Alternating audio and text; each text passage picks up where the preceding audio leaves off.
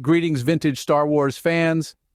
In this episode, we talk about one of the galaxy's favorite pastimes, Dejarik, a game made famous in A New Hope as one of the movie's most memorable scenes.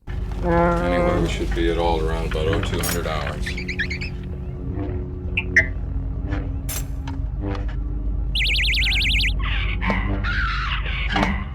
Now be careful, R2.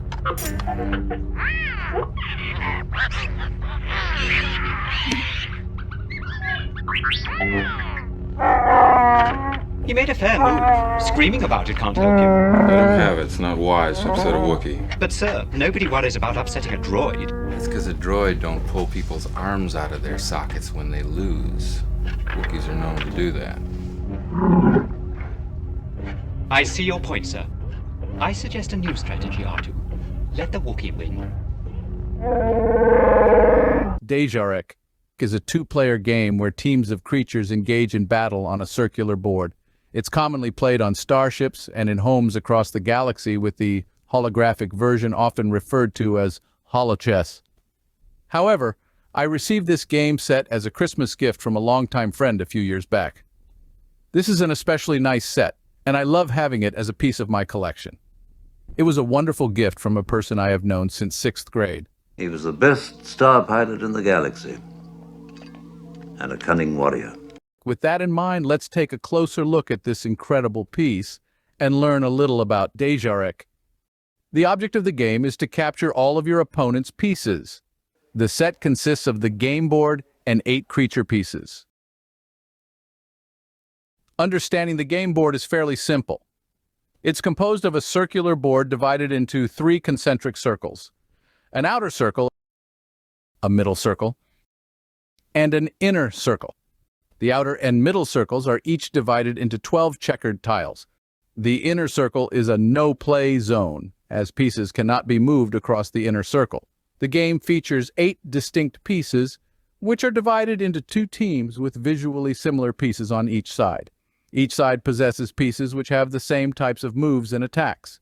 The players control a team of 4 pieces, with one commanding the blue team, marked by the blue base, and the other leading the red team, identified by the red base. Through strategic movements, players maneuver their pieces to engage in tactical battles and outmaneuver their opponents. Each side's pieces are categorized, with both teams featuring 1 piece from each category. This structure is akin to the categorization of knights, pawns, bishops, and castles in traditional chess. Let's take a look at each of these categories and the pieces within. First up, the brutes. The brutes consist of the Mantelian Sevrip for the blue team and the Kintan Strider for the red. Let's have a little fun and take a look at the lore behind each of these creatures. The Mantelian Sevrip is the solitary sentient presence within the game of Dejarik. Despite being perceived by many as mere creatures, these massive reptilians, native to Ord Mantell, are adorned in simple attire and frequently targeted by hunters on their home planet. With towering frames, gray scales, and horned heads, which are complemented by striking red eyes, their distinct appearance served as the inspiration for a piece in the game. Possessing formidable clawed arms and stout legs with distinctive 3-toed feet, Mantelian Savrips make a formidable presence.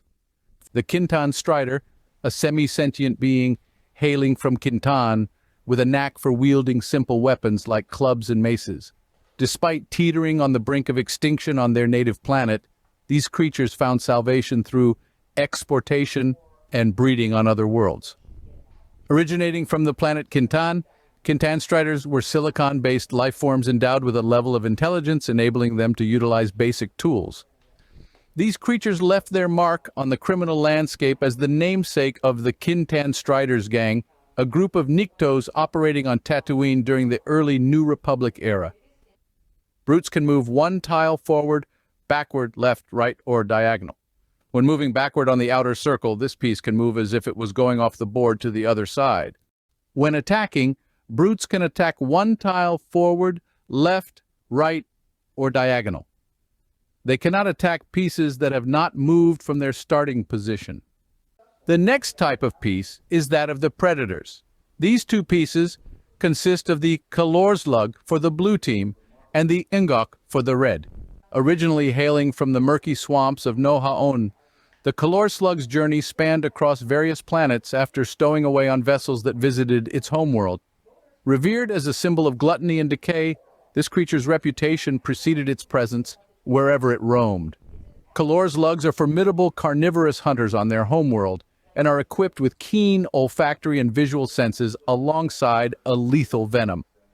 Their remarkable reproductive qualities are showcased through the laying of over 300 eggs in a single birthing cycle.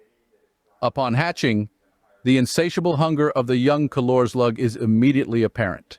Known not only for their aggressive nature but also as notorious pests aboard starships, these creatures infiltrate the darkest and most unsanitary corners of spacecraft in order to propagate. With the potential for over 300 eggs to hatch, any infestation aboard a space vehicle becomes increasingly challenging to control and more perilous as time passes. Moving to the red team, we have the Ngok. The origins of the Ngok species remain shrouded in mystery, with speculation suggesting it to be a predatory creature due to its deadly claws. Regardless, it is known for its dangerous and ill-tempered nature. The Ngok is armed with retractable, razor-sharp claws, making it a sought-after protector in numerous systems. Despite its formidable abilities, the Ngok also carries with it an unpleasant odor that precedes its presence. Predators can move 2 tiles to the left or 2 tiles to the right, or 1 tile forward and 1 tile backward. When moving left or right, the predators can hop over other pieces. When attacking, predators attack 1 tile forward or backward, followed by 2 tiles to the left or right. Essentially an L-shaped move similar to knights in traditional chess. Moving on to the next group of pieces, we have the Guardians, which consist of Molitor for the blue team and Monarch for the red. Starting with the blue, we have the Molitor. Not much is known about the Molitor other than it is steeped in Alderaanian mythology and found its way into the realm of Dejarik as one of its enigmatic holomonsters. Moving on to the red, we have the Monarch. Respected for its hunting prowess on its native world of Socorro, the Monarch was revered for its skillful use of primitive weapons like spears and staffs. Among smugglers, encountering a Monarch was seen as an omen, a sign of a challenging journey ahead, but one that promised great rewards. Feared by desert nomads on Socorro, Monarchs were a formidable biped species known for their exceptional hunting abilities. Despite their outwardly primitive appearance, they wielded spears with precision, earning them admiration among their peers. Their distinctive features, from their red and yellow skin to their black eyes and characteristic staff, were immortalized as one of the iconic game pieces. Guardian piece movement follows a simple 1 tile forward or backward and 2 tiles to the left or right. Again, an L-shaped movement. However, this is movement only, while our predators had this same framework strictly for attack. Guardian piece attacks are simply 2 tiles to the left or 2 tiles to the right. And for our final group, we have the Scouts. For the blue team, we have the Guk, and for the red team, we have Holochess. A Guk is a 4-legged green insectoid animal that hailed from the planet Bith, also known as Clackdoor 7. The oil from their skin was used as a healing salve. A male Guk will usually awake at sunrise to start their mating call. And for the red team, we have a Holochess. This blue species of quadrupedal cephalopods has 4 legs and a spiked tail. They were capable of sending electric jolts through prey and hailed from the grand world of Kinyen.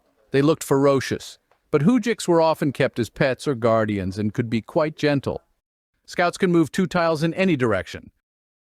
As such, these scout pieces are also able to move off the start point and back again. For attack, Scouts can attack 1 square forward or backward. They have the option of attacking before or after moving, but only attack once. That concludes our overview of the piece types, creature lore, and movement mechanics. If you find the multitude of moves overwhelming, fear not. The game conveniently provides 2 reference cards detailing all the moves and attack patterns for each piece grouping. Let's break down the basic gameplay. First off, it's a 2-player game where strategy meets skill. The youngest player kicks things off, making that crucial first move. I would have liked to have been a fly on the wall when it came to the discussion between Chewbacca and R2 as they ponder who goes first. Regardless, each player commands a team of 4 pieces. aiming to capture all of their opponent's pieces. Strategy is key as players take turns moving or attacking with one piece at a time. And it gets interesting because each piece has its own unique way of moving and attacking.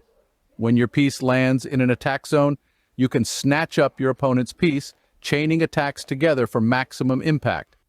Regardless, each player commands a team of 4 pieces, aiming to capture all of their opponent's pieces.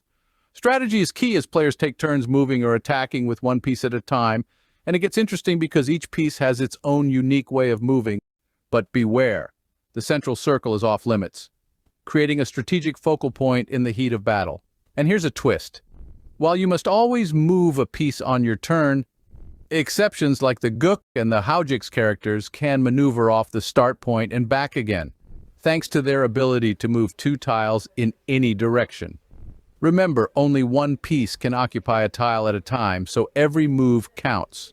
With evenly matched characters and a wealth of tactical options, every game is battle of wits and strategy. The game ends when one player loses all of his or her pieces. If you only have one piece remaining and you fail to take your opponent's piece in 3 turns, you lose the game. Each time you acquire an opponent's piece, the 3-turn counter is reset. Let's take a quick look at the starting positions, and from there, I think we will know all there is to playing the game. The pieces start facing each other across the board. The Mantellian Savrip and the Kintan Strider characters, also known as the Brutes, must start on the middle circle because they can move backwards off the board to the other side. And that is really all there is to know about playing the game of Dejarik. It's more complicated than checkers, but less complicated than chess. And speaking of checkers, if you flip the game board over, you will find a standard checkerboard along with pieces to play checkers. You have the rebels in red on one side of the board facing off against the Empire in black on the other. A nice little addition to this set. Before we conclude, I would just like to give you my opinion of this game set. While the game itself may or may not tickle everybody's fancy, I will say that this set is quality constructed. The game board itself is heavy and made of solid wood with some great decorative carving. The game pieces are solid plastic and have a reasonably detailed sculpt. They are not hollow, nor are they cheap plastic. The included game instructions and reference materials are made of high-quality cardstock, making them difficult to rip, tear, or stain. This is a piece where great attention to detail and quality was baked into the production. A really fine set that I am happy to add to my collection. With that, we have reached the end of another episode. Stay tuned for more to come, and may the Force be with you.